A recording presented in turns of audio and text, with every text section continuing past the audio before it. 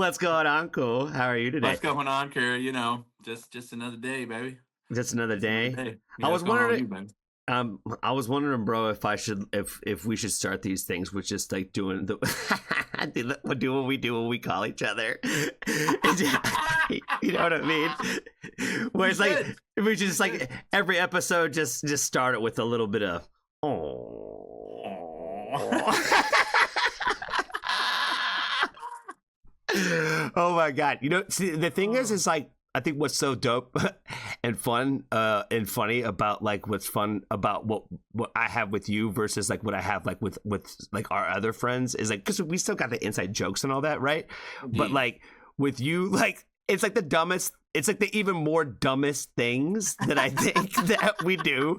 That like when other people just like, can you? Like I said, no matter where I am, fam, no matter where I am Indeed. when you call Indeed. me, like that's how I answer the phone. But that's how you could also tell that like whatever kind of situation I'm in is how I. Indeed. But I still answer it the same way. Indeed. Well, it's like the same way when you called me the other day and I answered the phone like, hey baby. Like it's like, okay, this is not normal because normally it's a aw, right? Or a aw, or a That was a code all in itself, just letting me know that right. it wasn't that you are not in a Indeed. normal position right It's now. not in a normal position. Like throw the red flag up, baby. Code red, baby. Code red. Oh my god! So, bro, I'm not even gonna lie to you. So, like, I've been kind of dying to pick your brain about this. I'm just glad that we have a little bit of music news to talk about this week, dude. For real, Yeah. is that I asked you this morning, so I'm like, I know you checked it out. So this Alex the Yeah. Terrible situation. Yeah. So, you're not really that familiar with him, right? Like, Not really.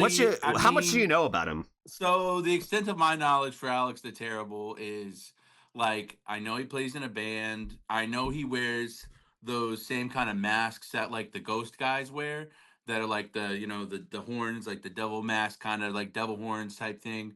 I know that he is a what could how could I put this? A purveyor of the extreme, I guess. Like he kind of just if it's extreme, I feel like he's about that life. I know like he's got a vast collection of firearms and he shoots a lot of firearms. He like fights and wrestles bears and I've seen videos of him like wrestling tigers and stuff before.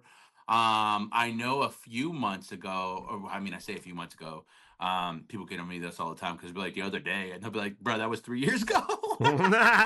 That's how you know you're getting old, fam. That's how you know Indeed. is when you're like, oh yeah, that Indeed. happened like a couple months ago, and it's like, bro, that That was was a like couple in months ago. 2018. Like, Right. what? Fucking hell, fam. Bro, you don't even want to look at the bro, you don't even want to look at the date or like the ages for like buying cigarettes or like buying beer now. You don't even want to look at it. I got depressed from that a long time ago, bud. I got depressed a long time ago. I'm not even gonna lie to you. I don't I even got to know. think. Like, when it started with the cigarettes, but then it started Yeah. like with like the when you see like the if you're this old to drink the 21 year old. I was like, god damn, I was like even more like I'm stabbing the heart. I'm like, fuck me. Bro, I was thinking about it yesterday. I was like, man, in 3 years, it's gonna be 20 years since I graduated high school. It's too much. It's too much. It's too much. All right, back to Alex the Terrible. I was to say, So yeah, you just depressed the fuck out of me. Now I need to listen to I Alex the know, I Terrible. know. I don't want to think about it anymore. So Alex, so Alex the Terrible. I know that he, all that stuff that I said, but I know a few months ago, and like I said, it might have been, it probably was longer, but a little while ago, however long ago it was, I know that like people were getting on him, or like he made it into the more vast news span, if you will, because he was um bringing out the Russian flag on stage in Washington D.C. And it's like, well, with the whole Ukrainian conflict right now, it was very controversial that he was bringing it out, and he was like, especially since he doesn't live there anymore. He lives in the U.S. now, so it was a very controversial topic at the time when he brought that out on stage in Washington D.C. And I think he did it at a few other shows too. But like, I don't know near as much about the subject as you do. But I do know a little bit about him. And he also, kind of, I feel like, really made a name for himself in, at least in the hardcore community, when he started smacking himself on the forehead with the microphone to the point that he was bleeding down his face, dude. And like, ever since I was younger, I remember like anytime somebody would do something extreme like that, it would be like, oh, did you see this? Did you watch, like, the guitar player from so and so like break his leg and like pushed everybody off and kept on playing for the rest of the show, like that kind of crazy stuff. So when you see somebody smacking themselves with a microphone in the forehead to the point they're bleeding, like that's hardcore. Like that's metal, dude. Like that's about as metal as it gets. So and then, since you did bring up the topic this morning that you wanted to kind of talk about this today, I looked a little bit, and then like most of what I saw was just kind of that same energy, like the extreme, a lot of the fighting animals, and like the very like a very Russian, like I remember the pictures of like Putin riding a bear back in the day and stuff like that. Just a very Russian-esque vibe. And then I also saw him playing on one show with your boy Ronnie, which I thought was interesting because I had no idea that they were even together at the same time. So I was like, oh, okay. Interesting. He plays shows with Ronnie. Interesting. Indeed, I did, and don't.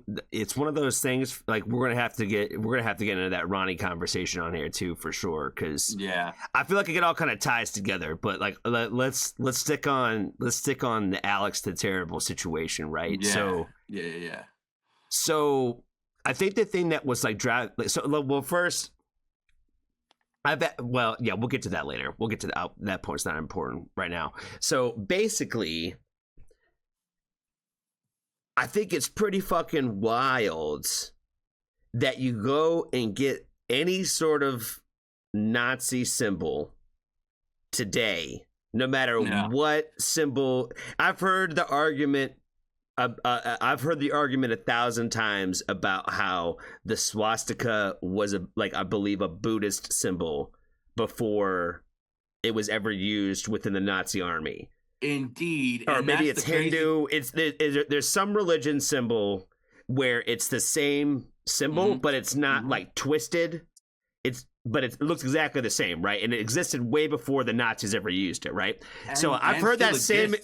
Yes, right. So I've heard all of those arguments, right? Where it's like, but the thing is like, when I feel the same way about this when it comes to like the Confederate flag in the States, right? Where it's like, when it has already become a symbol for something, you can't really change people's perceptions of what that symbol is. Right. No matter how much you try to change it, you're not going to. And I think I think it shows Alex the Terribles, to be honest. I think it shows his fucking ego, how much you think that you're above what the vast majority of humans on this planet associate a symbol with. I don't even remember what symbol he got. I just know it's within the realm of that, right?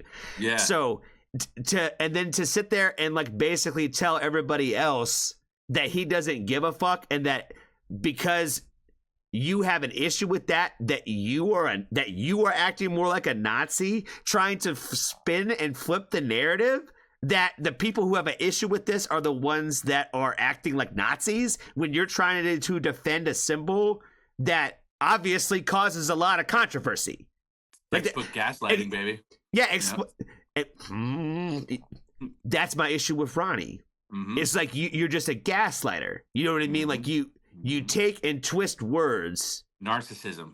And to fit your own narrative. And the people who rock with you heavy just sit there and like will make any excuse in the world for you, when no matter how you inadvertently sometimes affect and I don't want to say necessarily attack on purpose, but you're affecting groups of people this way. Does that make sense? And I think for somebody like Ronnie, like it's you're using the same like outrage playbook than people like, not to get political, but people like Trump are using, right? So like you're seeing that outrage, like media catches attention. And so you're using the same thing with that same kind of mentality within pushing and creating music. Like I said, I feel like when it comes to music, music is supposed to be something that brings people together, not tears people apart. And I feel like this entire situation is a group of you either fit in with us or fuck you. And that's tearing people apart. Yeah. That's not a place of togetherness. That is conformed to our way of thinking. Yeah. And we have to agree with whatever Ronnie says, you know what I mean? And that's, you know, that's like a cult. You know what I mean? Yeah. Like, you know, you can't even, you're not even allowed to have your own opinion within an area. Like I've been asked to react to Following in Reverse stuff for a minute now, fam. And I'm like, I can't react to it because I can't have an objective opinion because without getting torn apart, being like, well, fuck you because you don't like just absolutely love everything that he says.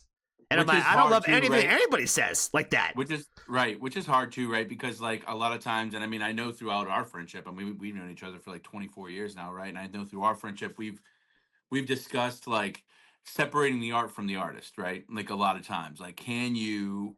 And I feel like in a lot of circumstances, you can separate the art from the artist. But when it comes to somebody like Ronnie Radke, I don't feel like you can because I feel like his art is too close to what he does and what he says. And, you know, you've always been more of a fan in the past of Falling in Reverse than I have. I mean, I like some of their songs and like, I would say a substantial amount of their music, right? But like, after seeing some of the stuff he does, and he's just rage baiting people. It's textbook narcissism, right? Like he's a narcissist. When you watch his videos, especially his reels, like on Instagram and stuff, he's baiting people. And like he is purposely going into fight people. Like he's purposely going in to cause controversy, to cause like stir up stuff. And that ties back into the same thing of like getting that tattoo or wearing that shirt, right? Like I saw two things yesterday, right? That I was like, wow, that's bold.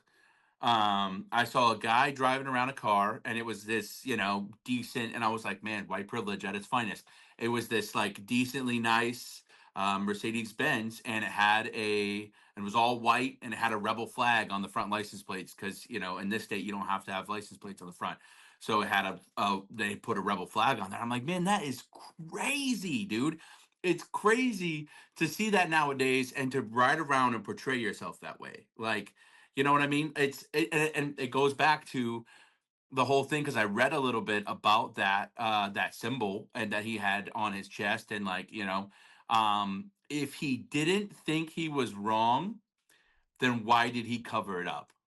If he didn't feel some type of way about what he did and having it in the first place, why would you cover it up? If you're preaching, you're crazy for thinking that I am a Nazi, then why would you cover the tattoo up? He said he even admitted in that video with that interview, he said that basically I had to do it for my career. You know what I mean? Like you literally admitted to it. And like I said, the fact that you're double downing and on the internet when people were basically saying that I can't support people who obviously don't want me to exist. And then he said that I don't want any of these people to exist. And I was like, he's just telling you exactly how he fucking feels. You know what I mean? And I'm like, he's been one of those guys where I've never really been like a fan of him. It's just, he's just, as somebody who pays attention to music, obviously, you know, he is within the scene and has been causing a buzz for a minute, right? So I've done my research. I've figured out what it was that people liked about him. What was the deal with this guy? Like I said, I even seen him live when he was on tour with Falling in Reverse. You know what I mean? This was back when I still... You saw him live. Yeah, I saw him on touring with Falling in Reverse. I think the first time that he went on tour with them. Yeah.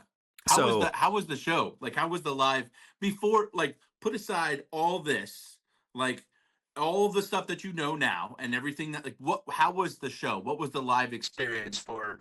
What is it? Slaughter to Prevail, I think is the name of the band he plays for or he sings for. What was the experience like at that show?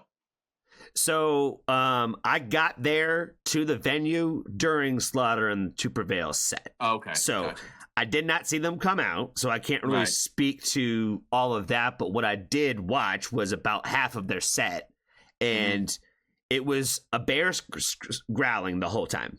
You know what I mean? And that's what people like about him is he's got like this bear growl, and so it's super metal.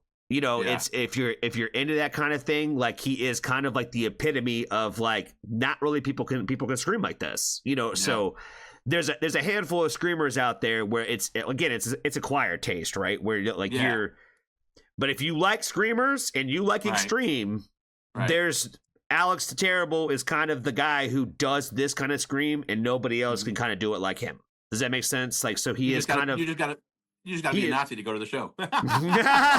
Yeah, you just also gotta hate the existence of all people. You know what I mean? So, I was watching one interview that he said he doesn't. It's not that he doesn't want them to exist. He just doesn't care that they exist, which is also that means that you just don't care about people, and that shows right there the kind of person that you are. I'm the kind of person where I think I care about others more than I care about my own self.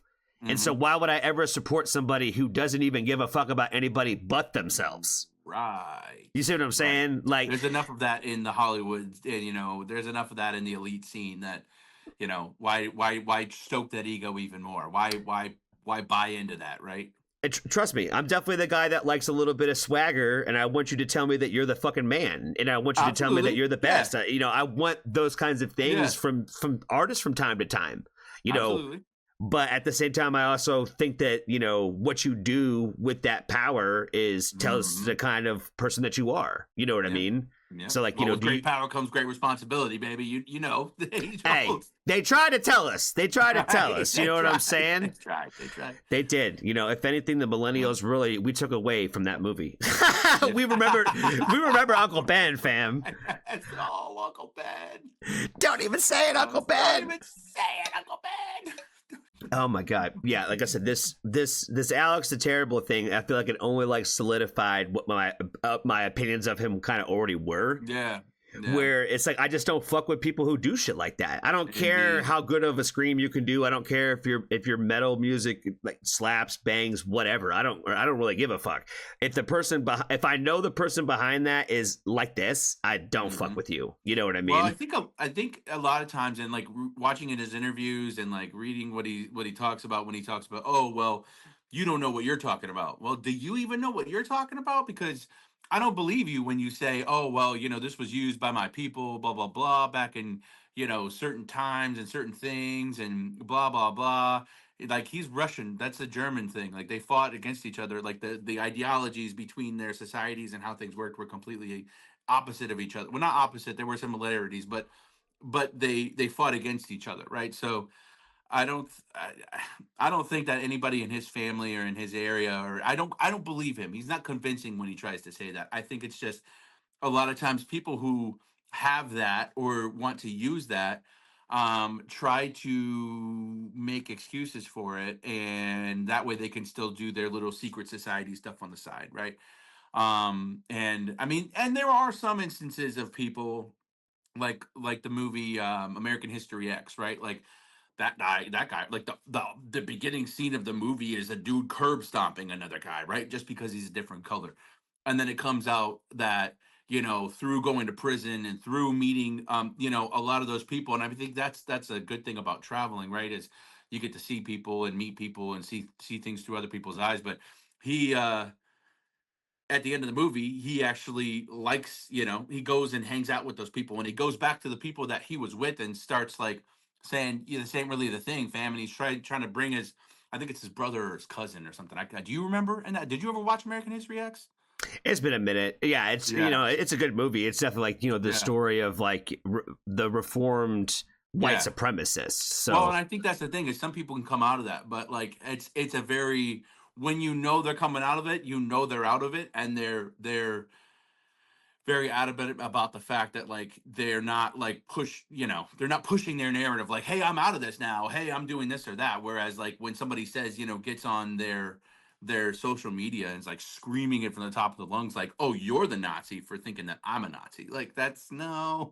As soon as you start calling other people Nazis for calling you a Nazi, you probably in the wrong already. Probably a Nazi. Yeah, because there's a reason why they're putting that tag on you, fam. Like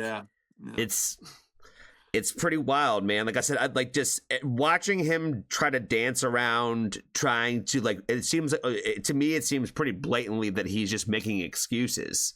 Yeah. And so I'm curious if this is even how much is this really going to even affect his career this way. Does that make sense? Where for me, for somebody who was never really like a fan, it's just making me definitely stay away from people like you now. You know what I mean? Like, I didn't even follow him on Instagram, but this story came across my feed because he was out there on an apology tour about like, oh yeah, I'm sorry, I got Nazi tattoos and it pissed people off. You know what I mean? Don't worry, guys, I covered him up now. You know what I mean? My career was being affected by this, so I had to make sure that I did it. You know what I mean? Right. Fuck that guy. Fuck that guy. So what else is going on in your world, bro? Oh, this concert's coming around the corner. Oh, bro. Oh my God! Don't even say it. I'm so stoked. It's half of all I could think about all day, every day, bro. Like I'm so ready for it. I'm so ready. I'm not gonna lie to you, man. Like I was sitting there and I was talking to my friend the other day, and I was telling him, I was like, man, when I look at my upcoming concerts, I'm a little depressed. And they're like, why? And I'm like, because I'm going to so many like legacy acts right now. Yeah. And I'm like, that's just not my current. I'm not seeing anybody new, but at the same time, I am going to go see some legacy acts I've never seen before. And then, so like, and this one in particular, the more that I the more that I think about it, and like every day that we've been talking about it, or every day we like, make a message like, hey, dog, I think about maybe I'm gonna do this or whatever. And like, I get that much more excited about this show. I'm gonna need you to get as stoked as me, bro. I'm telling you, I'm getting there. Especially after our conversation yesterday, when we started talking about like, hey, do you want to get a little turbo in the parking lot, baby? And we go 19th birthday vibes. Bruh. If you show up with a bottle of Jaeger, I am going. No, I want us to actually enjoy ourselves. I want us to have a fun night, not a trip down Jaeger memory lane. I've talked about this a few times, like on my streams and stuff like that, where I'm like, there's only a handful of alcohols out there that I really there's one that I just can't even smell. I can't even smell it. I see the color of the bottle and I'm like, is Jägermeister. I can't do it.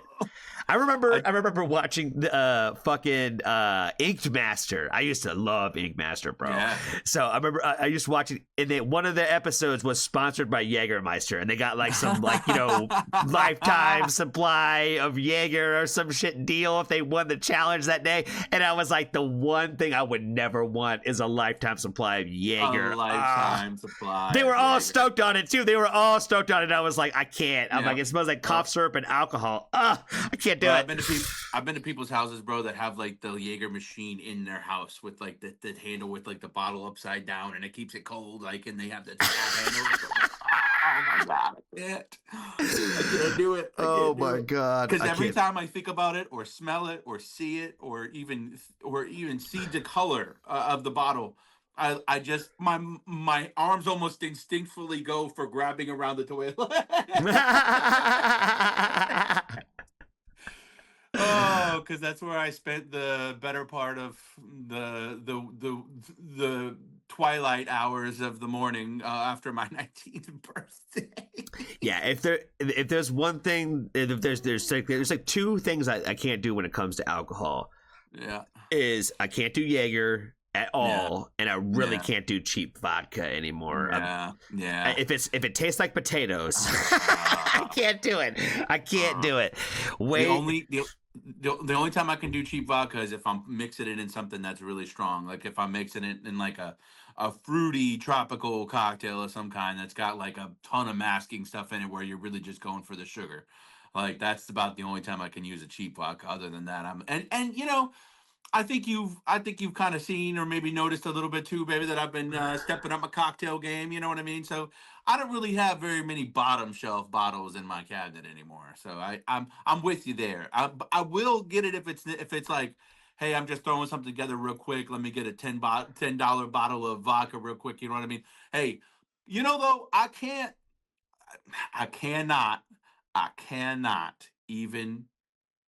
mess around on Burnetts, bro. I can't mess around on their name. That Cherry Burnetts, bro.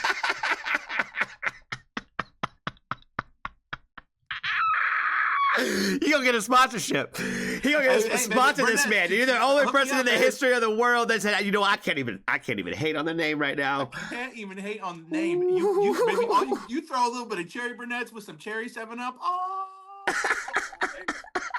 Oh boy. Is that what we gonna drink? Is that what we gonna drink at the show? We might have to now. We might have to the cherry Burnetts with cherry 7-Up. Hey man, the store even has it. We might have to do that. We might have to just try that. That's the thing was when you asked me, I was like, well, you know, I feel like there's like a science to drinking at concerts a little bit, right? Where it's if you're going to pregame, like you can't go too hard, right? Because if you get yourself too drunk, you're never going to keep that up, or you're going to come way fucking down. Like it's you know what I mean? Like it's like that slow build, and like I feel like it takes a long time to perfect. And when you're young and stupid, you just go balls to the wall. You know what I mean? You just like, I'm getting fucked up as fast as possible and as quick as possible. You wind up getting pink spray paint in your hair from some chicks at a Pittsburgh show, baby. Yes, that's what happened. No, VA Beach. Sorry, VA Beach. That was Virginia Beach. Yeah, shout out to Virginia Beach. Yeah. You know, you know that I have so little memory from that show because I was fucking hammered, bro. Hammered. Woo. I do remember getting the spray paint though, because that was in the parking lot. That was in the parking lot when we were all hanging out tailgating before we went inside. Indeed. But the concert itself, I'm not gonna lie, was a bit of a blur. I almost forgot other people were there with us until you brought it up the other day. I was like, oh yeah, like I forgot he was even there. I forgot he came along. Yeah, he came along. Oh man. It was a. Dude, they were getting down just as much as we were too. I was surprised. I was like, man, I didn't even know these guys were into Blink-182.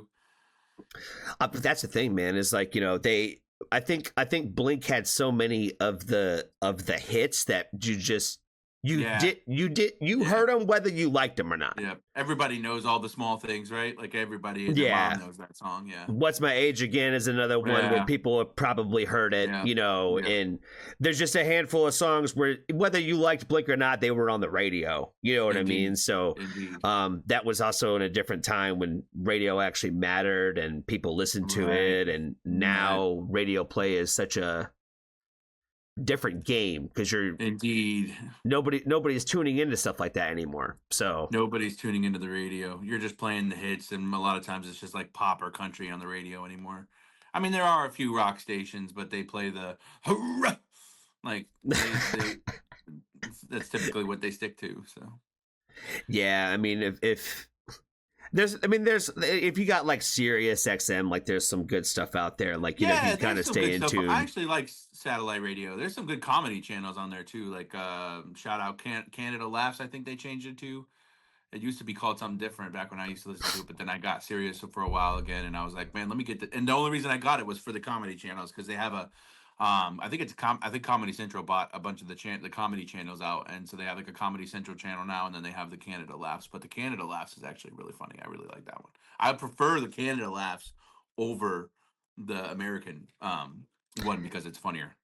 Yeah, unfortunately, when it comes to comedy radio, again, it's the same. Again, where I would the first thing I thought was the first thing I thought when you were talking about just the fact that like satellite radio in general, where it's like, yeah, there's a handful of good stations, but the problem with that is everything is gatekeeped. It's all to the point where you can say like the USA Laughs is less funny than the Canada Laughs, which to be honest with you, fam, there's some funny Canadians out there. There's some stand-up, because I'm a huge stand-up comedy fan.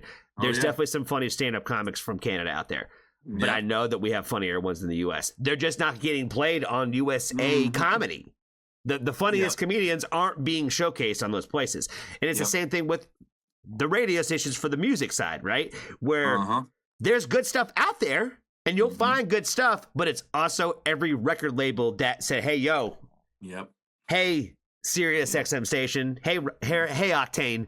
I need you to push my artist's song right now. You know what I mean? So you're only getting a handful of acts and their songs. You're not even hearing a fraction of what's being out there, even in the rock world, right? So I used to think that there was that rock music was dying in a lot of ways, but it's not Indeed. dying. It's just not being celebrated. There's just not a lot of people talking about it. There's only a handful of stations that are talking about it. You know what I mean? And again, they're only playing the same 5-10 bands you've already heard.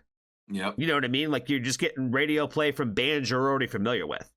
Well, that's the thing that sucks too about the comedy side, is like the comedy side is being controlled by the major streaming platforms, because you have, well, you can only watch this comedian on Netflix, or you can only watch this comedian on Hulu, or like this special is only on Paramount. Like, and it's the same thing with South Park recently, right? Like that whole thing with the major deal and stuff, and all the money and everything behind it, and it's frustrating. Well, it's just interesting how you could just see the shift in how everybody's getting their money. You know what I mean? Yeah. It used to be a thing where you paid your $150 to whatever X cable company, and that money got split amongst those channels. But now everybody just has their own individual subscription, so that $150 gets spread out across your subscription services. Yeah. So instead of going to cable, you're just splitting it up now and going to different places instead of this all-in-one like you had before that was called cable. You know what I mean? You probably end up spending more money with subscription services too than you did with just like a cable package, right? Like, I mean, of all the subscriptions that are out there, like but some of them come with more features now too than they did before, right? And that's kind of how they keep you on the line, right? They keep you there. Yeah, I think you're just seeing like so many different shifts in the major industries and how things are going, because like that is simple as like the streaming services and like just television networks. It's the same thing with like music industry, right? Where within the music industry, you're watching them try to figure out what to do within the streaming service in day and age, right? Where the last 10 so years, you're watching only a handful of artists really get exposure, and it's all the people you kind of already knew. You know what I mean? When there's so much unlimited access, you're still seeing like these different shifts of how like we're only really backing and supporting certain things, and other people are just kind of left to figure it out on their own. You know what I mean? Yeah. So it's kind of the same way that it's always been, because they're always going to try to find a way to make their money. And like, I feel like the music industry is having a difficult time making money because of the way that they've monopolized it over the last 50 fucking years. Yeah. Where, even with just the live music aspect, where it's like, there's only so many people that control who has the venues where people can even play. Right. So that takes away the ability for a lot of smaller acts to be able to ever just go tour, because unless you have connections and have the ability to be able to get in the door with Xfinity or or with whoever the fuck owns all the live shit, you know what I mean? Yep. So Ticketmaster, Live Nation, there we go. Live Nation's the one that owns it all.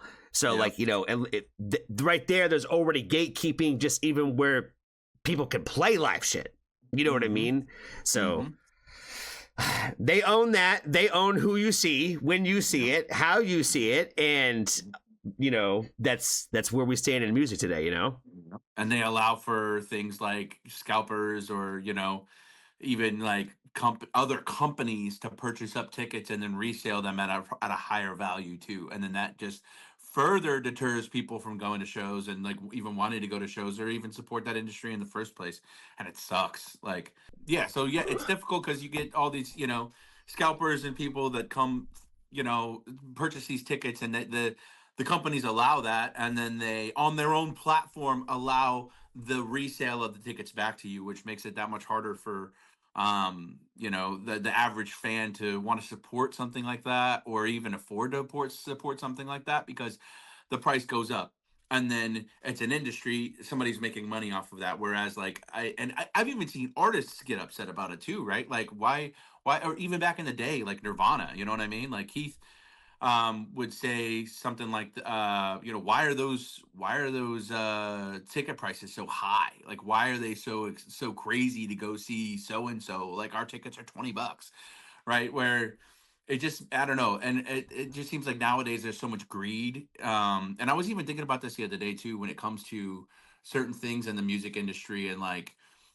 the way that you are at your own job, like as a, as somebody who's not a musician, just at a regular, 9 to 5, or regular, 8 hour shift, 40 hour week job, whatever.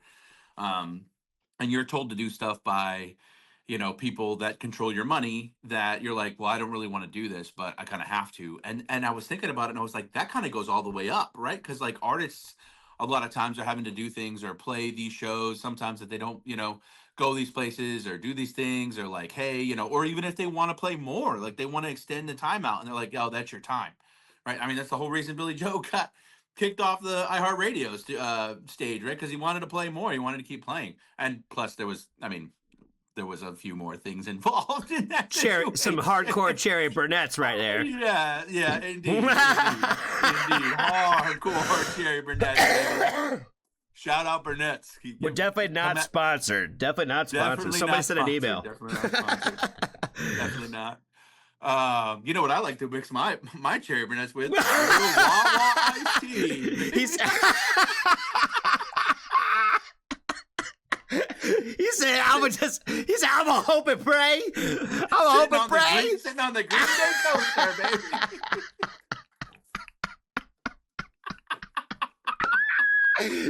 He said, I'll never sell my soul. I'll never sell my soul. I remember selling my soul. Give me that money, baby. He said, oh my God. Ooh. Oh my God. But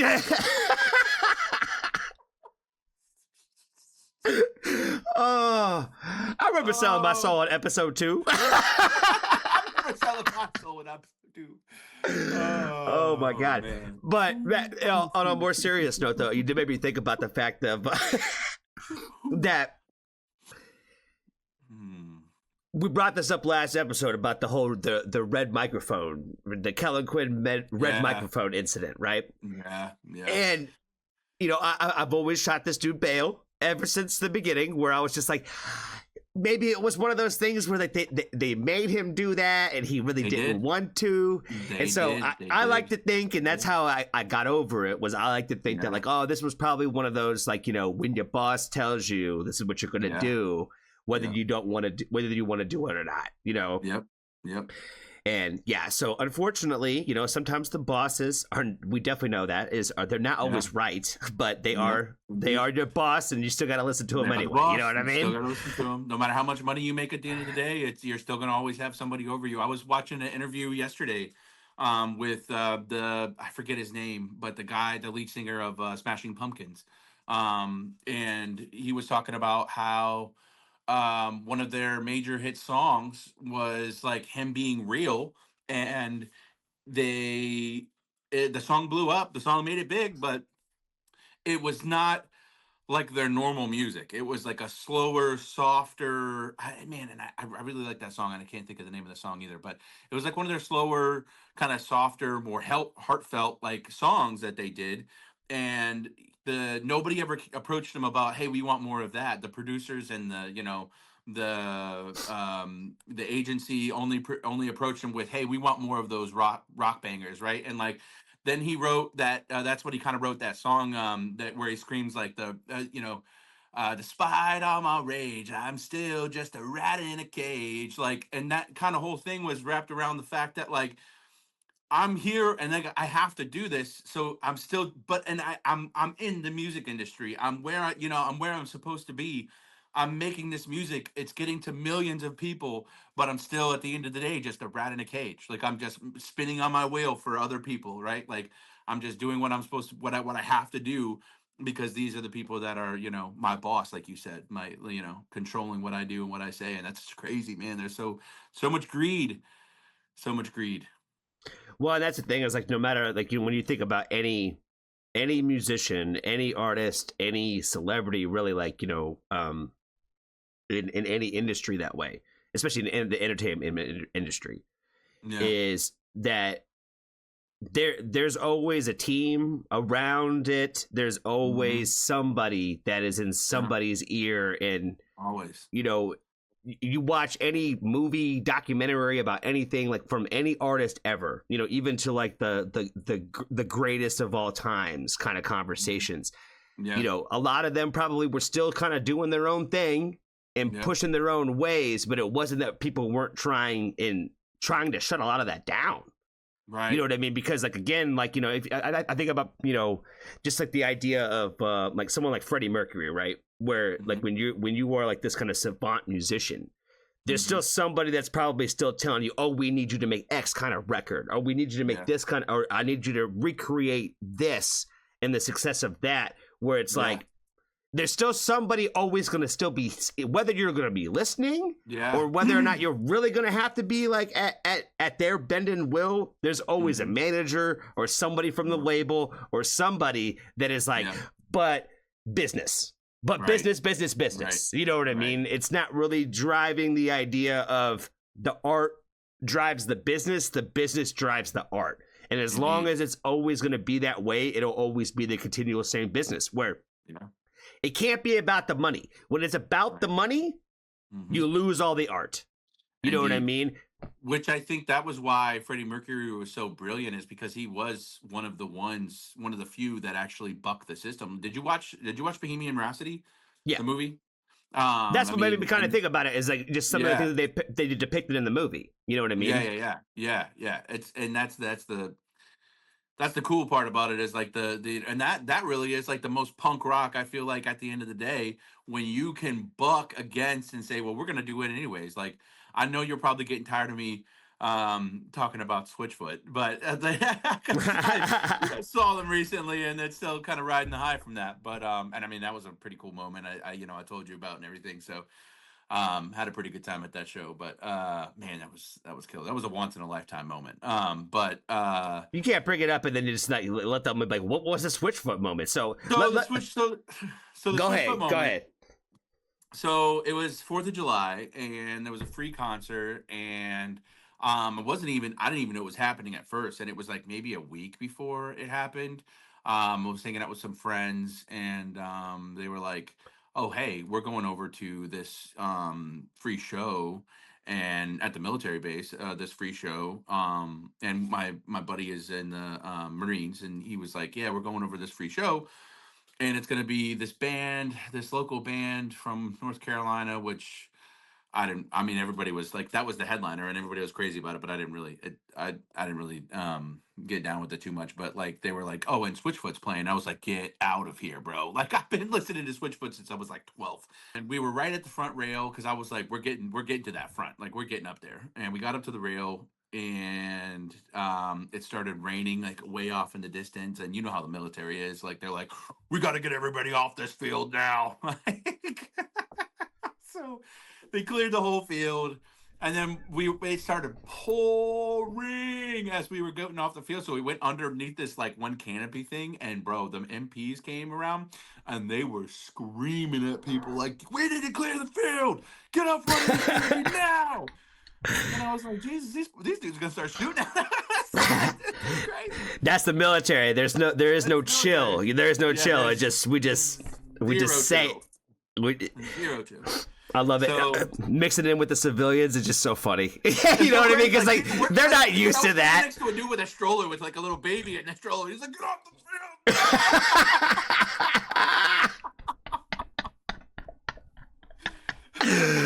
Oh my god! Like I said, you gotta love our military members, and because like they are such a personality type. Because we all go through the same thing, where we all go through boot camp, and we all got to get the same kind of like level of like just it just changes you. So again, like you lose a little bit of that like reality of like these are civilians versus like just other airmen. You know what I mean? On the base type vibes, type, or soldiers or whatever you're at.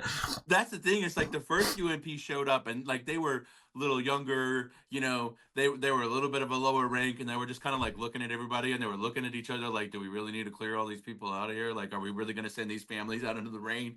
And then their commanding officer, I don't know what rank he was, but he showed up, and that's the dude that was like screaming at everybody like he was ready to start tackling people or something, dude. It was nuts. But he was that very like you said, that very typical, like that very personality type, like, but yeah, so we had to leave. We got out from under the canopy, and he was like, my buddy was like, well, my old barracks are right over there. Do you want to go like way over there and like hang out under the thing? And I'm like, well, there's a tree right there. I feel like this storm is pretty much getting on past us now. Like we could probably just like, we're already wet. We might as well just hang out under this tree. There's no lightning. Like the nearest lightning strike was like 10 miles away. I'm like, it's not gonna. The storm is actually heading away from us now, and I don't think we're gonna get any lightning. So we went and hung out under a tree, with a bunch of boots, which was hilarious because it was just they were telling talking typical boot talk underneath the tree, which was funny. But we got back. They started letting everybody back in the field. Like we were monitoring the Facebook page, and they were like, "Hey, 10 minutes, 5 minutes, blah blah blah." So then we went and got back in the line, and I was like, "We're getting back to that rail. We are going back to that rail." We're getting there. We're getting up there. I forgot though. Like part of the during the rain delay, we had seen the band backstage because at first we went off to the side because I looked at my buddy and I was like, "Do we really have to listen to these guys?" And he was like, "Yeah, we do." And I'm like, "Well, maybe they'll just like maybe they'll turn it around before everybody gets off the field, so we have a little bit of time." And that's about the time when it started pouring and we made a beeline for the canopy. But um, before that, we were standing off way to the corner, but still like way up against the front, but all the way off to the side. And I saw the band back there, and I was like trying to like make it not make a huge scene, because then everybody would have flocked over and been like, "Oh my god!" So I was like, I kind of like was just waving real big at them, not really, making any noise or anything, just waving at them. And then they saw me and they kind of pointed and like waved too. So I kind of made that little bit of a connection with them, right? And then when we got back on the field, and I was like, "We're getting back to that rail," and we got there, I saw John, the lead singer, performing. John Foreman, he was performing, or he's like getting his guitar ready and stuff backstage, but where we were, I could kind of just see him. And so I waved at him, and he like pointed back at me again, and he like waved real big. And so like the show starts, and again, kind of like my Billy Joe moment, like I'm Switchfoot's right in my face, like this is crazy. Like they're literally right. I mean, it was a little bit because they had a little bit of an area for like the security guards and stuff at this show, so it was a little bit further back, but it was still like maybe 5 feet, and there's John, right, like right in front of me, and Boaz and Tim and like all the Switchfoot guys, and I was like, this is crazy. So maybe about 3/4 of the way through the show, they play this song called "Love Alone Is Worth the Fight," and John, during this song, gets off and comes off stage, goes straight down the middle, and makes a left, and kind of like stands up on, because they had like a little walkway between like the two sides of the front, right? So he walked down that little walkway, got up on the side rail that was like kind of halfway down the crowd, and was like somebody was holding him up, and he was like singing to everybody, and then he went down into the crowd, and he went about probably halfway through the crowd, and then made a turn and beelined straight up front, and he's like high-fiving everybody, and like while he's still singing, and like giving everybody like the like little like handshakes and stuff. And he comes up to me, and I like grab his hand, and I was like, "We love you, John. Like keep it up, man." And he's like, dude, it put the biggest smile on his face. And like I've watched YouTube videos of like the moment it happened after the show, and like I could see the smile on his face, and every time I see it, I'm like, man, it makes me smile. Like it was a really happy moment. And he kind of like pulled me in, and he kind of like half hugged me, and then he pulled his earpiece out, and he's like, "Hey man, I want to get back up on stage right here, and I need you to lift me up over the rail." And I was like, "What?" So here I am, and I've got pictures of it, and like you could see it on YouTube. Like I am lifting John from Switchfoot back up over the rail. Like it was such a surreal moment. It was really cool. And I think most of the people that were there for like the other band later after Switchfoot. But there was quite a few diehard Switchfoot fans there, and we were all singing, screaming the lyrics with them, singing it. And he would like go over to those guys, the couple people that were singing with him on that side. Then he'd come back over and like sing to us, which it was really cool, man. It was a really, really cool, a once in a lifetime experience. It was really cool. So I was watching an interview a while back because, Switchfoot's pretty heavy in my algorithm right now. So I was watching a video with, it was an interview with some YouTube guy. I don't remember who it was, but not as cool as Johnny Foxtrot, but some YouTube guy was doing an interview with, and he was talking about how The Beautiful Letdown almost didn't get released, and which is like one of their, you know, top selling, most known albums of all time. And he was saying how like the studio, the I guess the owner or somebody in the record label came and said there's no, like, they walked out and they, you know, said an expletive, and they said that none of these are hits, none of these are bangers, and walked out on the album, and they said they weren't going to release it. So Switchfoot took the album and went to somebody else, and they released it, and it ended up being one of their biggest hits of all time. And it's crazy, man, because that kind of goes back into what we were talking about, and that's why it brought it up in my mind. Is just like, so much of it is just what's gonna, you know, you have to do what they say, but then you have, you know, the punk rock musicians who buck against it, like, I believe in this. This is my music. I'm gonna get it out there. And that's just, it's a cool thing when you see. Unfortunately, so many people are tied up, and they have to be, right, because like you have to do what your boss says, right, if you're gonna, you know, like, I want to keep playing music, I want to keep being on stage, I want to keep interacting with, you know, humans in the crowd, you know what I mean, like, I want to keep doing that, so I have to follow these steps and follow these lines to get there. Maybe one day, kind of like nowadays, like, you're in an average 9 to 5, like, maybe one day I'll have a boat, right, like, maybe one day I'll be able to drive a C7, right, like, or a C8, right? But you know, and maybe one day I'll be able to own my own record label, right? Maybe one day I'll be able to produce my own music. And it's just crazy how it goes all the way up, even through like those people, like you see rock stars, you're like, oh, they're rich, right? Like they have all this money, but in that industry, you know, if you're not top of the top, then you're not, you know, you're not making, comparatively, you're not making as much as, you know, to own your own studio even, right? To own your own record label. So it's crazy how much greed's tied into all it. It blows my mind. But then you see some of the people who, you know, punk rock buck the system and still, you know, still get it out there, which is pretty cool. But well, I think it also like brings up for me the idea of the conversation about how sometimes you need the adversity in order for the music to be good. yeah, You know, very much yeah. like We could talk about that for days, baby. our good friend in A Day to Remember, where they seem to thrive the most when they're being told to do something that they don't want to do. Here's It seems like another banner year. it almost seems like because they're at better positions with their label and their musical choices, that the music can suffer from time to time because they need a little bit of that rage.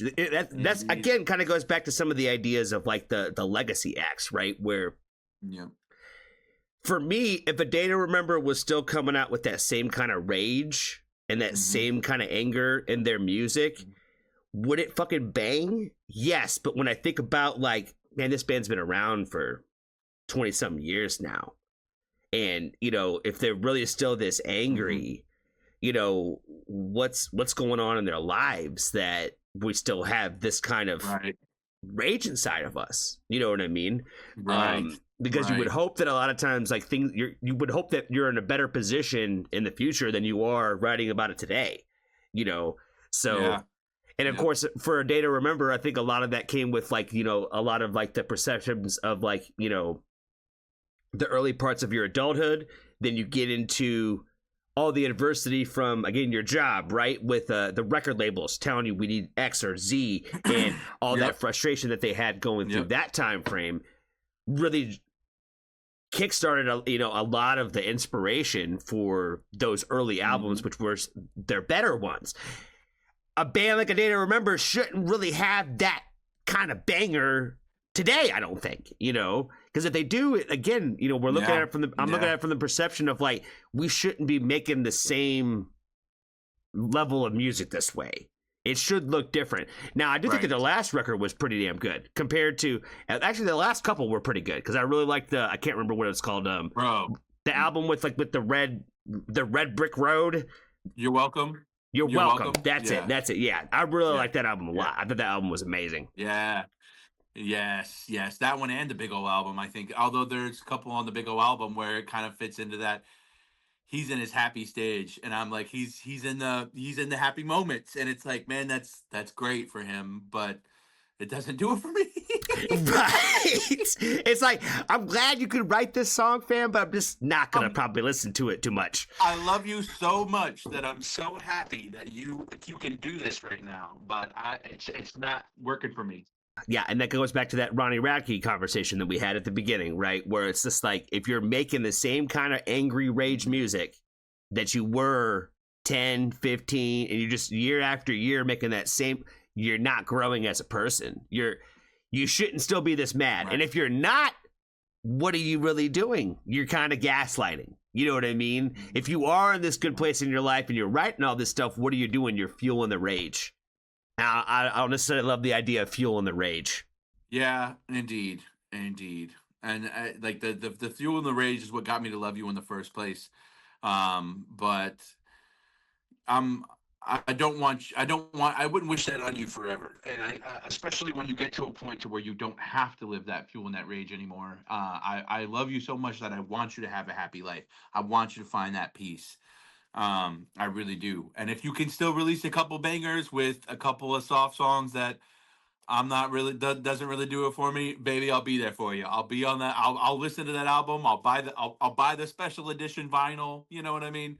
I'll do I'll do those things. I'll still be there and I'll still support you. So, and I think that it was, I think the You're Welcome album had a little bit more of a time of like, it was a little bit more of the, fueling the anger and the rage. But we all go through seasons too, right? Like, you go through seasons of being happy, you go through seasons of being sad, you go through seasons of being at the top, and then you go through seasons of being like in the pit, right? Like down at the bottom, as you like to say, in your bag, right? Like, so we go through those seasons, and I think it's cool that they get represented through the music. And You're Welcome, I feel like, was a season, and then Big Ol' Album, right, is a season as well. And you can still bring the hits, you can still bring the bangers, but it's you're still producing a better album than the bad versions of them. So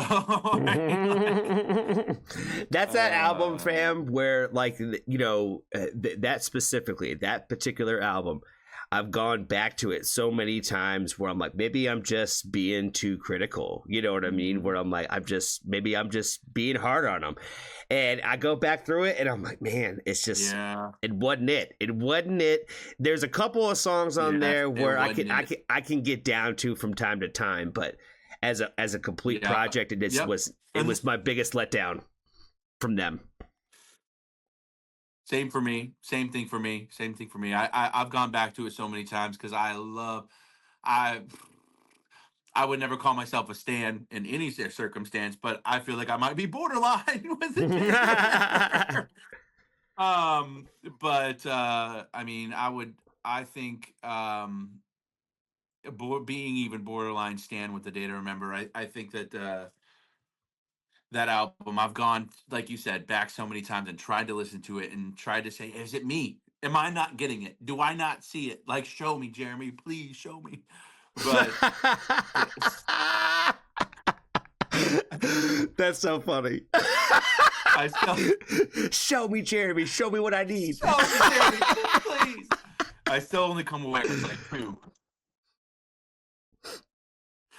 I still only come away with like 2, and I'm like, I can't do it. I can't do it. Like, that's just the time we don't talk about. Indeed, and that's what I'm saying. Every band, I feel like bands, they go through these waves where sometimes they're going to come out with a project or two sometimes. In some cases where it's just like, that just wasn't it, and we just kind of ignore that time frame. There's a lot of bands that have gone through those kinds of periods and times, right? Where it's interesting because anytime I watch a doc or like a TV show or a hey, let's tell the story of this musician from X time frame, right, or whatever. Mm-hmm. And I learned about some of these bands that I knew like little things about, but then I'm like, man, I didn't even realize that they had this many albums. You know what I mean? Where it's like you only hear about so many of them because those were the big ones, right? But then they're like, there's a whole other 10 albums that you didn't even know existed, like half the time. Crazy, so crazy.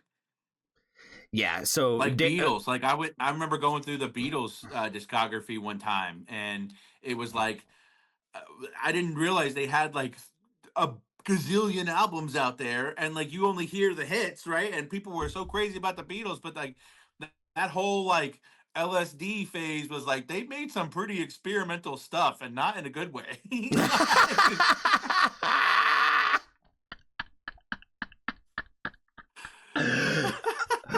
Oh my God.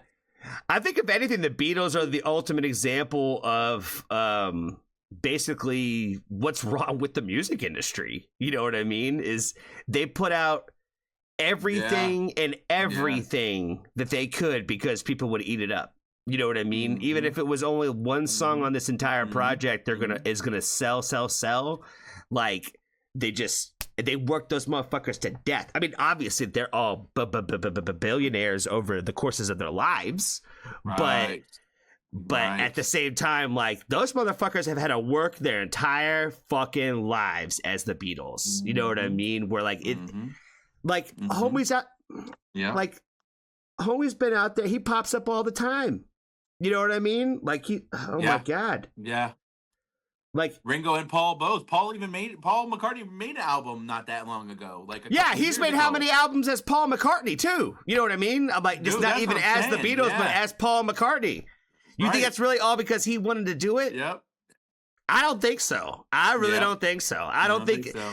I think that guy has had enough of his life, that he has played enough shows, wrote enough songs, did all those things where is it really what you want to do with your life? I don't know. I'm not going to sit here and say like I act like I know, but I would imagine at some point in time, fam, you want to probably maybe relax a little bit. You know what I mean? And just kind of enjoy everything that you built that way. And I get that they're not like super. He's not super active today, but those albums, like I said, again, that just smells like record label. We need a Paul McCartney because it will sell. People will listen to it. There's going to be there's millions of people out there that just would listen to anything he puts out. Doesn't matter what it is. You know what I mean? Most generic songs he didn't even write, but he just sung them. They would listen to him. You know what I mean? And that's what I'm saying. I feel like the Beatles are like the first biggest example of that, of like, that was what, the 60s when they first came out? Or was it older? Right. Yeah. Yep. I mean, obviously this happened before then, but in terms of like global commercial success type thing. I think they got their start in the 50s, honestly. It probably if was. I'm remembering that correctly. I can't remember the exact time frame. I just know it was a while ago. Start in the because I'm pretty sure it was like around the same time that like Johnny Cash was getting pretty big, was like when the Beatles started coming out too. And so I think like the Beatles were like the late 50s and then really made it big time in the 60s. I'm pretty sure is how it went down, if I remember correctly. It was either the 60s or the 70s, one of the two. I can't remember exactly what era, but I'm pretty sure they made their debut in like the late 50s because they were still playing stuff in like black and white and stuff like that. So it was early on. Yeah, that's what I'm saying. I can't remember exactly when the Beatles' debut was, but I just know that it was quite a while ago.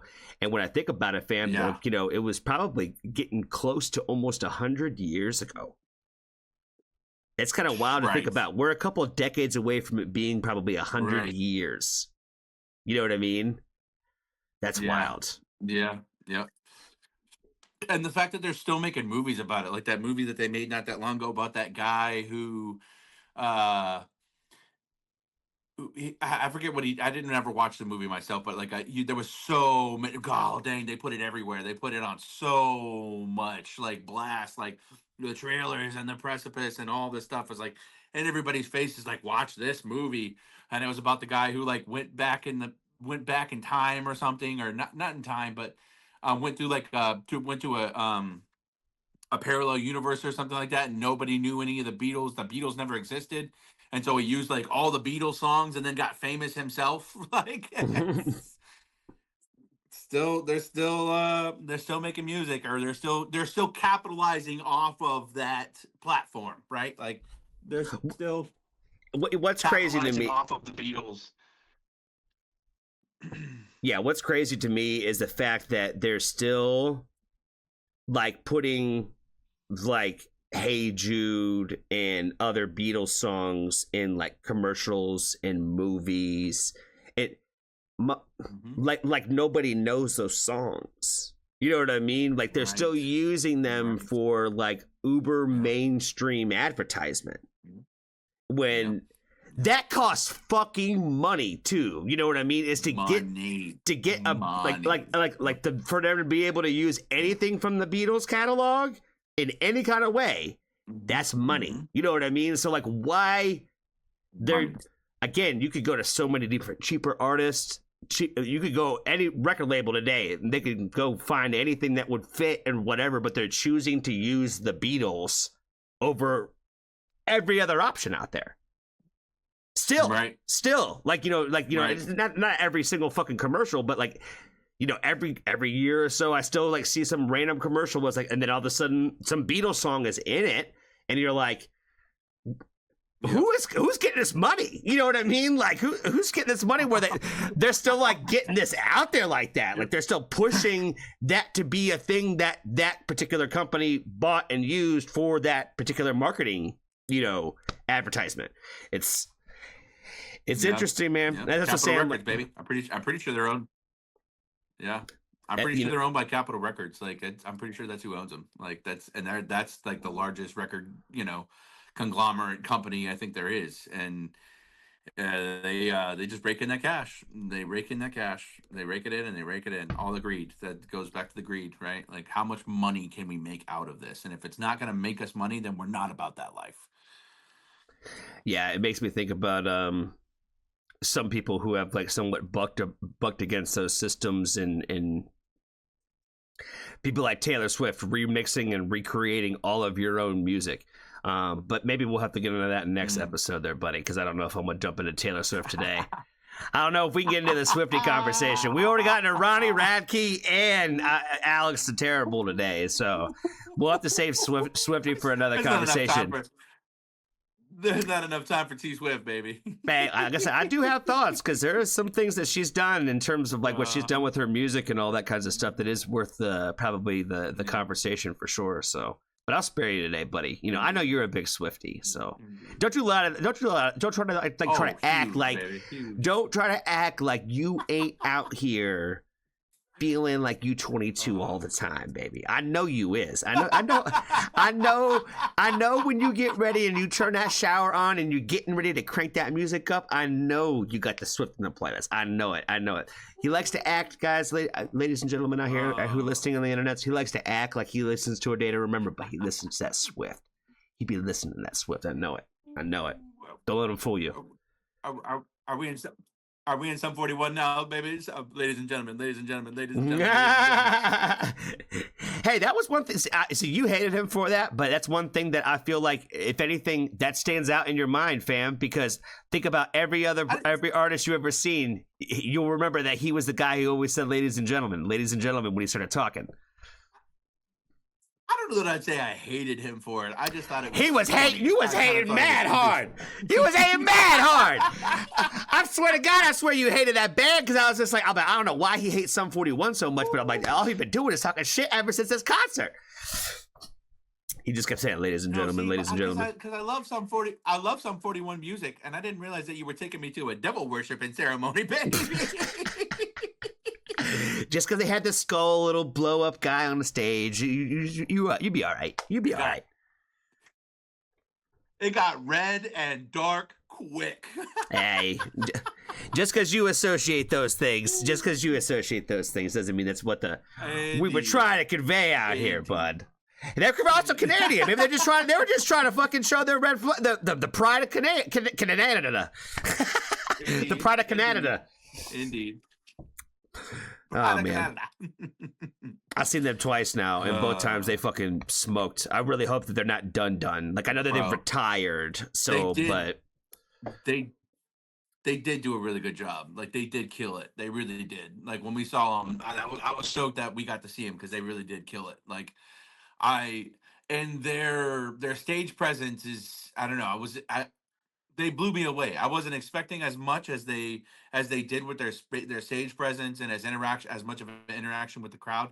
But they really did kill it, and it was neat to see him in person because I mean that's another band I've been listening to for years, right? And never seen them in person, so it was really cool. Like especially now that they're a little bit older. I mean, Old Boy still looks the same, but like the rest of the band kind of is showing their age a little bit, right? And it was interesting to see that. That was pretty cool. Yeah, one of my favorite things from their final tour, that they called it and all that, was what they did was they played songs from they played the I want to say, and if I get this wrong out there, someone might fact check me, but I want to say it was their very first music video where what they did was they kind of recreated this concept where like we used to play and practice in the garage or wherever at the houses and whatnot, and we were on this carpet and every band member was in their spot on the carpet, and so like they had this huge stage but they were all real small, close together again, like they were back in the garage, and that's kind of how they played. Like I want to say it was at least like the song for like their first music video, and they played I think a couple of songs from like their early stuff, like in that kind of environment on the show. So it was like this really cool surreal moment where it was just like, dude, like it's like kind of watching them like the full circle moment where it's like, this is where we're at now, this is what we grew to, but this is where we started to, and you can kind of like see that all like come together within that whole live performance, the way that they kind of incorporated that like towards the end of the show that way. I thought was just really sick. So yeah, if that's the last time I got to ever see them play, I was happy. Do I wish that they would go on tour again in the future? And would I go? Absolutely. But if that was the final time that I will get to see him, then I'm happy with what I got to saw, because the way that they did it, I ran that final tour, I thought was really dope. Yeah, I definitely love seeing that too, and seeing there's a few bands that I've seen do that with their, especially like during COVID and stuff, when like a lot of bands were putting out stuff from the garage, but it was like stuff from like a studio or something, or like their own private studio, and they're putting out videos and things like that because they couldn't go out and tour or see people in person, so they were putting out a lot of things where it was like, hey, we're still getting down with the music, we're still practicing, we're still coming up with new music, and this is us in our studio. And like a lot of people had the carpets laid out, or they were in their respective spaces and stuff, and I love that vibe too. I think it's such a cool thing. Kind of pay homage to your roots, right? And that's such a dope way to do it.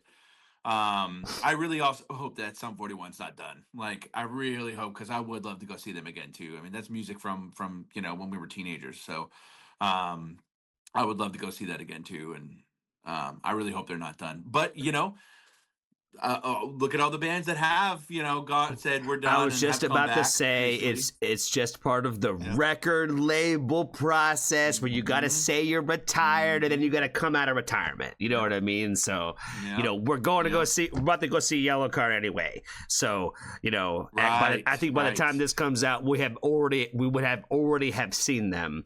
So.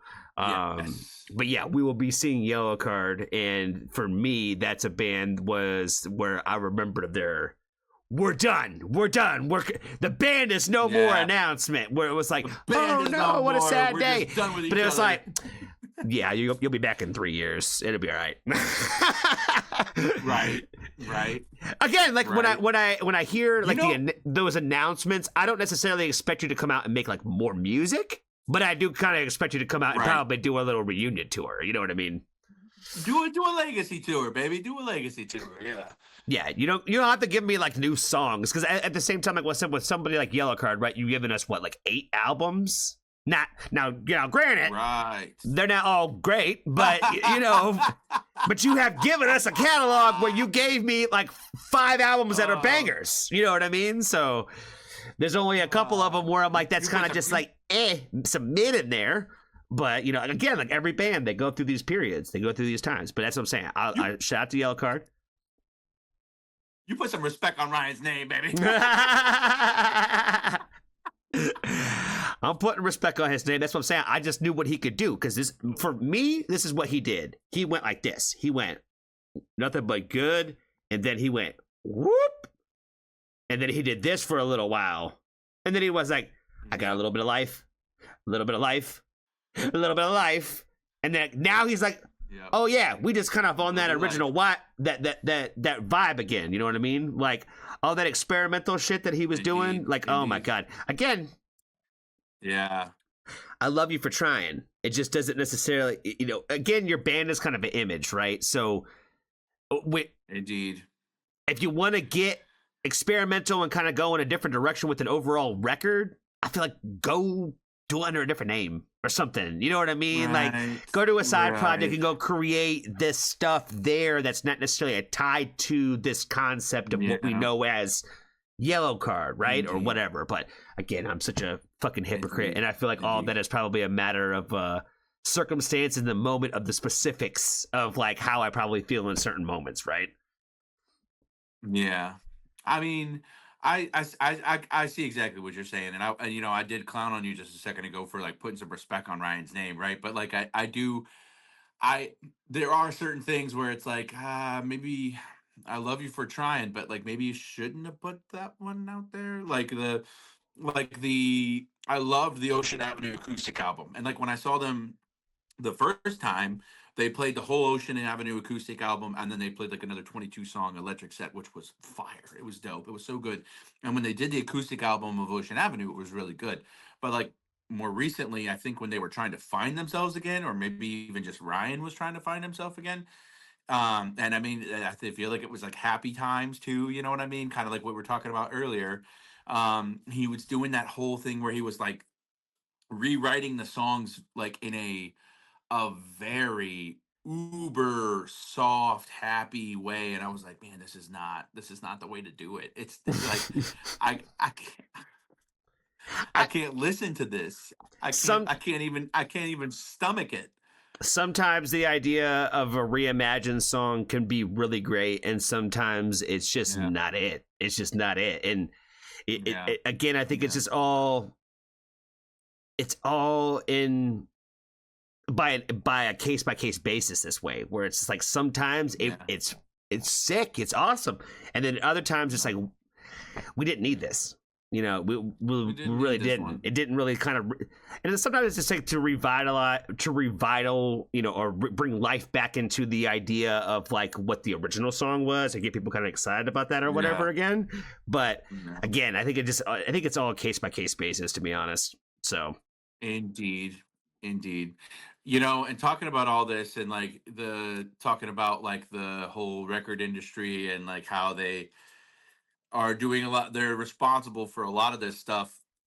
It makes me wonder because man, I got so stoked when that new single from Catfish and the Bottlemen came out, and I was like, oh, are they gonna go on tour? Are they gonna do like, because I only seen them the one time with you in Toronto, and I was like, man, are they gonna go on tour again? Because I have to go to like, are they gonna come out with new music? Is this gonna be a renaissance?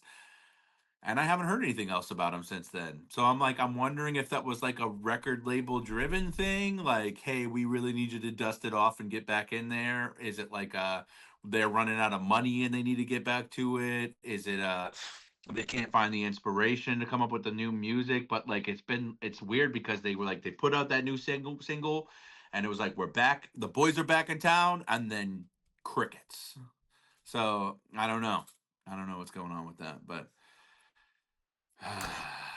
yeah, I'm hoping that we see them come out again. I'm hoping that was like a teaser for like the idea that they're probably come out and push out a new album sometime. You know what I mean? So they haven't. It's been a while, like, you know, since we've heard from them. Like, you know, the last thing I think they had released something so that they were basically kind of just on a hiatus. So I don't really know what the status is, but I definitely love that band. Like I said, like, you know, when they come out with music, I definitely am intrigued, and they don't have a ton of it, but you know, they are a band I love quite a bit. They are a band I love quite a bit. Right. Well, Right. Well, that's the thing is he said we're back, right? Like when they released that single, like he came out and said like we're back. And so I'm like, well, where is it? Like, why would you release a single that early?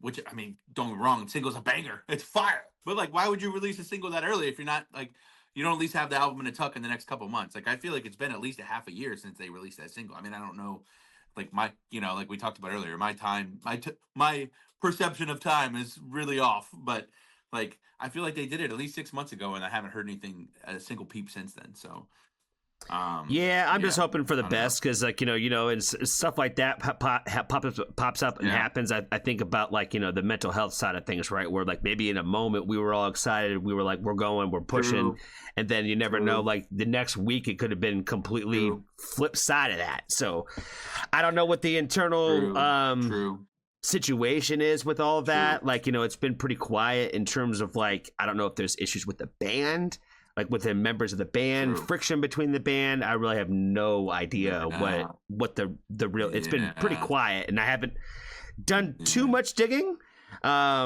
So it's one of those things that I almost kind of don't want to know. You Right, know what I mean? Where it's like they're a band where, like, I've right. always just taken it for just the music. You know what I mean? I've never really looked at it Indeed, beyond more than indeed. just what the music that was being created. So when I'm lucky enough to kind of have artists like that, where it's like that's kind of what you are for me, I don't fanboy Yeah, that much for them. Like Bad Flower yeah, is another example, right? yeah, Where I'm like, could I fanboy yeah. over Bad Flower a little bit more? Probably, but I really like Mhm. my relationship with that band being just with their music. You know what I mean? Where I'm like, they don't have as much of a Yeah, social yeah. media presence and those kinds of things where I'm finding out too much information that I don't want to know. I want to just hear the stories from the music's perspective. Right. Absolutely. Yeah, absolutely. Indeed. Separating that music from that artist and kind of like what you were talking about with Love Ghost the other day, where you're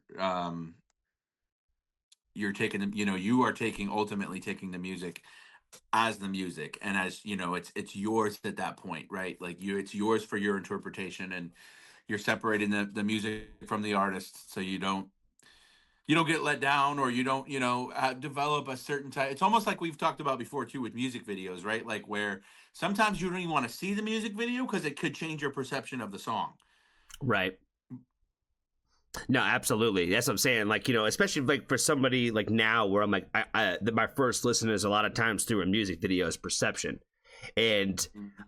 when I go looking for music and when I go personally searching for new music, it's strictly audio. I'm never looking for a visual. I don't want to know what the band Yeah, looks like. I don't yeah, want to know what the singer looks like. I just want to go strictly off of what am I right, listening to. But, right.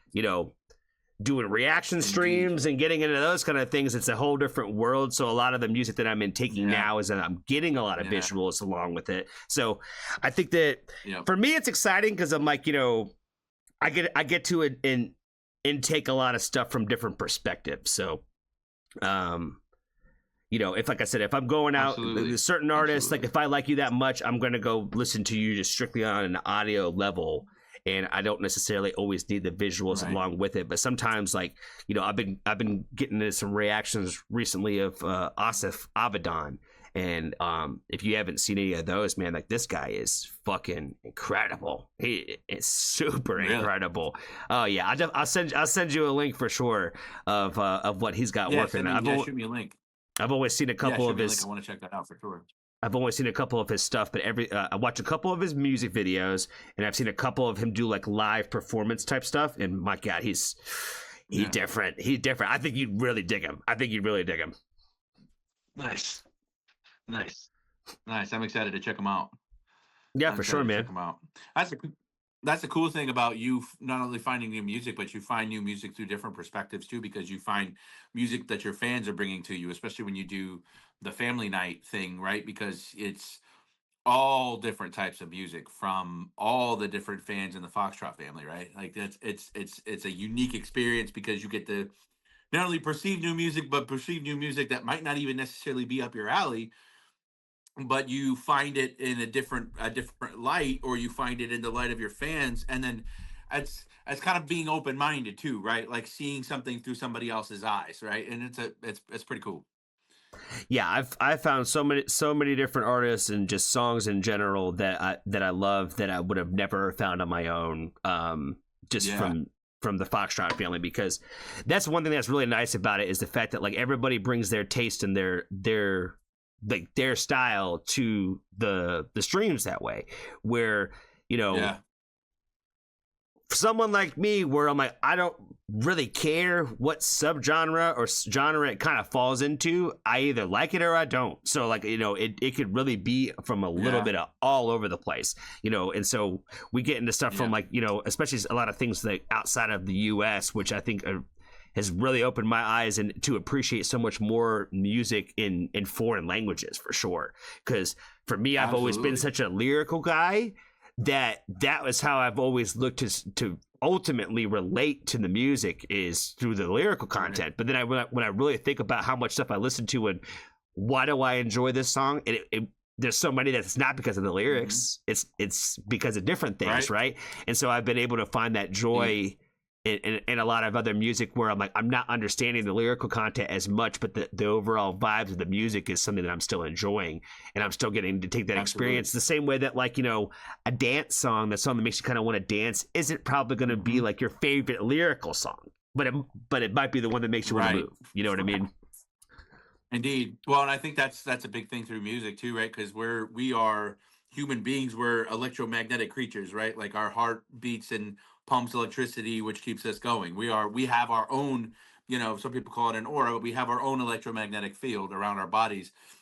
And music is a vibration. I mean, and how many artists talk about vibrations? I mean, we just talked about bad vibrations from a different member, but how many artists talk about vibrations and things? And like music really is a vibration and comes through us. So I think when you can experience, and I think because you and me have written some songs too, right? Like we've written our own music, and when you write your own music or you start doing that, you're identifying not only with the lyrics but also with the music itself and the way you play it, and like, oh man, that sounds dope, or like that sound really reverberates with me, right? Or I really identify with that sound. So I think it's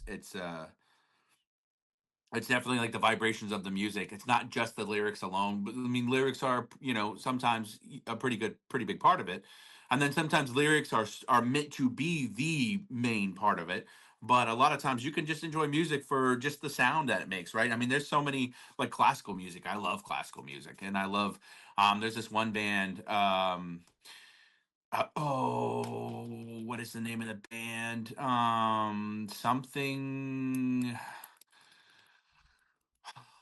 I can't remember the name of the band, but they play this song called Martian, like the letter A, Martian Winter, and it's just guitars. It's just like badass rock guitars that sound sick, but the name fits so perfectly well, and that's the cool thing too, is because like they come out and they name that song with like how they felt about that song, A Martian Winter. And you know me, I'm a bit of a space geek. I love space and that kind of thing. So like I kind of can identify with that song in the music just because it really does kind of feel like a Martian winter. And it's wild that the vibrations and just that music can make you feel a certain way. And it just kind of ties back into that, you get to experience things. And I've seen that, one of the cool things is watching of your videos is watching those for me too, as watching the videos from the other countries, like the voice of Bossaprat or however you pronounce that. Dude, watching them rock out, bro. Like it's Yeah, so it's cool. awesome. It's It's awesome. so I cool. love them. I love Yeah. VOP. Yeah, they're probably definitely like I said, it's hard to like rank like my favorites or my top favorites of like people that I have found. But in terms of if we'll go with foreigners like this, I don't even know. I can't Yeah. even put it that way. But like Right. VOB is just they're Right. just one of those bands where I can't even explain just the joy it gives me when I watch them perform. Yeah. You know what I mean? I just think they're Yeah. fucking awesome. They Yeah. are so on my list, and I cannot wait to see you. I am going to be ranting Right. and raving and counting down the days when I get the tickets. Like when I go to that show, I'm gonna be so excited. I cannot wait for the VOB experience. I'm so Right. excited for it. Right. See, baby, that is the kind of excitement I need you to get for the Day to Remember Yellow Card show, baby. That's what I need. It's coming, baby. It's coming. Like I said, by the time that people see this one, I'll probably be dead at this point. So I'll probably be dead by the time people see this one. But yeah, this video for posterity, baby. indeed. Well, yeah, well, I feel like this was another great episode there. Cool. I appreciate you for spending time with me again today. And yeah, we'll be back same time, same place next week with more of your musical hot takes. You know what I'm saying? I think before we go, baby, I gotta give a shout out because last episode we didn't do it, and I'm gonna call because I think it makes you a little jealous. I'm gonna call the real name. I'm gonna say Lamb. Specifically for some bagel content, baby. So I'm gonna tell you my favorite kind of bagel, and then I'm gonna need to hear your favorite type of bagel. So my favorite type of bagel is an everything bagel toasted with just some regular cream cheese. If I'm feeling froggy, some lox. But like that's if I'm feeling froggy. What about you, baby? What's your go-to bagel, baby? I'm pretty simple. It's blueberry bagel. Just throw some butter on that joint and make sure it's melted. You know what I mean? Ooh. I'm the weirdo that I can't do cold. I can't do cold. I can't do cold butter. Yeah, I can't do cold butter. You got it's just some straight melted butter on a blueberry bagel. That's my jam right there. We'll have to get some bagels when we go to the show since you don't have any in town. Oh yes. Because I don't have any in town. Indeed, we'll have to go. There's some pretty good bagel shops in Raleigh, so we'll hit up a Raleigh bagel shop for sure. We're gonna definitely have to do it now at this point. Indeed. Shout the Lamb. Comment your favorite barrel in the comments. Your favorite bagel. Comment your favorite bagel. Yeah, let us know your favorite bagel in the comments, and let us know what else you want us to talk about next week. If any music news hits your feed that we didn't talk about today. So, all right, baby. I'll see you next time. I'll see you.